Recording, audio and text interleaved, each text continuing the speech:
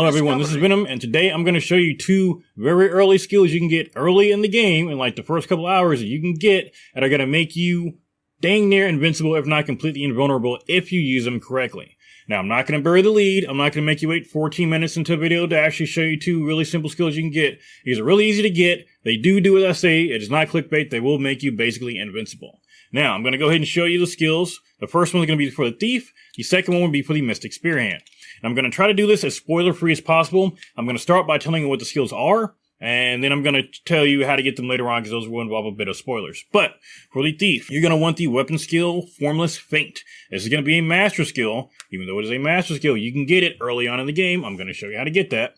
But this, when you toggle it on, will literally make you invincible. It will make you dodge any incoming attacks. Now what's going to happen is, it's not going to use stamina for each one. It's just going to slowly drain stamina from your stamina bar. And as long as you've got stamina left, you're just going to dodge everything coming at you. And you can see I've got the gameplay in the background. It's just dodging everything automatically. I don't have to do anything. Now keep in mind, using any other weapon skills will still also take stamina too. So using your weapon skills will make this, run out quicker. So you want to make sure you're paying attention to your stamina, get out of combat or run away a bit so you can turn it off and let your stamina come back a bit, or use a stamina potion or something, and then turn it right back on and keep going for it. I would definitely recommend just using your regular light and heavy attacks when you've got this going. They will do just fine, and when you stagger an enemy and use your Y attack, your top regular attack, your heavy attack, it will just assassinate the enemy, so you're pretty much good to go without having to use any other skills. For the Magic Spearhand, it has got an ability called Mirror Vesture. This basically puts up a shield that is unbreakable. Now again, I'm going to be showing you footage in the background. I like this better than I like the Thief skill, because this not only works for you, it also works for your team as well. It gives you and any of your nearby pawns a shield. Now, in the background, you're going to see me fighting a lesser dragon, and we're basically taking no damage. As long as you get your shield back up in time, you're good to go.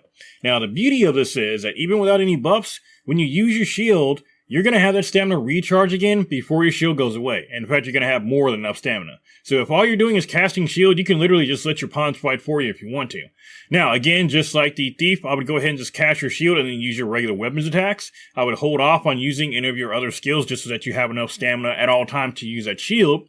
But because you get more stamina than you're actually using with this, you can toss in a weapon skill every once in a while, or toss in your class ability to, slow down or freeze enemies as well. So I'm going to show you that gameplay in the background here. You're going to see me just casting the shield, putting it around my pawns. As long as they're close enough to me, then they're going to keep their shield up and not going to take any damage.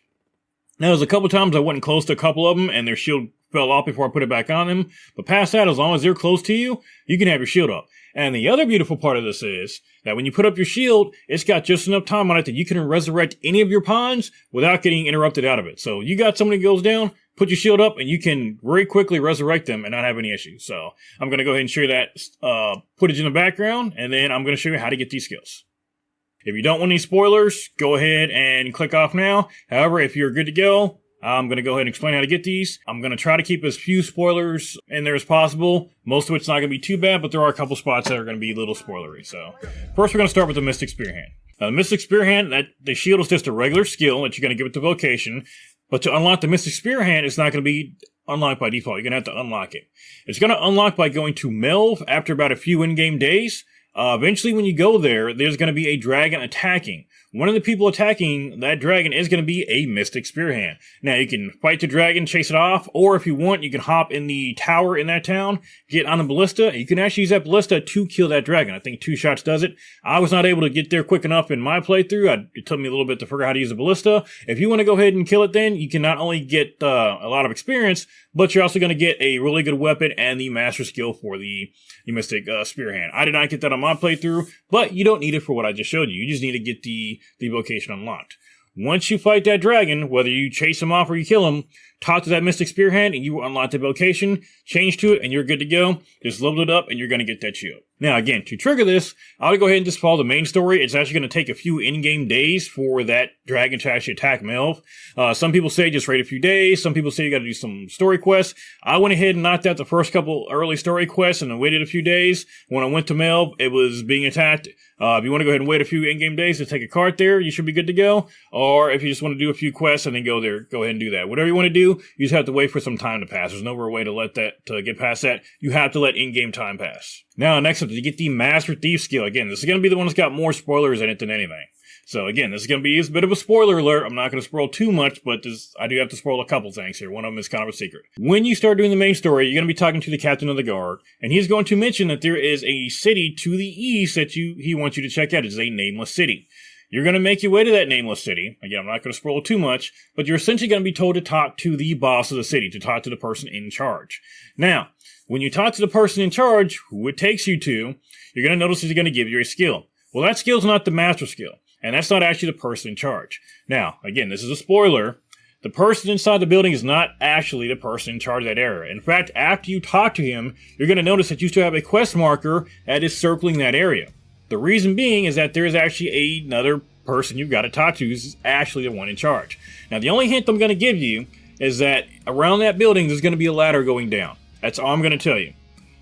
Once you find the actual boss, though, he is going to immediately give you the master skill that you need for your thief to make you invulnerable. So that's how you get that one. Again, I don't want to put too many spoilers in there, but again, whenever you talk to the person in the building, that is not the person you actually have to talk to. Find the ladder going down, and then that's all I'm going to say. So those are two very early game ways to make yourself invulnerable or very, very powerful in Dragon's Dogma 2. Again, that was not clickbait. You can literally dodge any attack coming at you. You don't actually have to dodge it yourself. It auto dodges for you, and you've got a shield that protects you and your entire party. You take no damage, so it is really awesome. So these you can get in the first few hours of the game. I am having quite a bit of fun in the game. As I continue on, as I find more ways to make yourself really powerful, I will let you know. I will be putting out some tips and tricks videos. Probably not a ton, just because there's so much in the game and I'm just one man, but I will put out what I do come up with. I will put out some actual tips and tricks here in a little bit, but in the meantime, these are two very, very good ways to make yourself very powerful in the early game, especially if you're having trouble in the game too. It does have a bit of a learning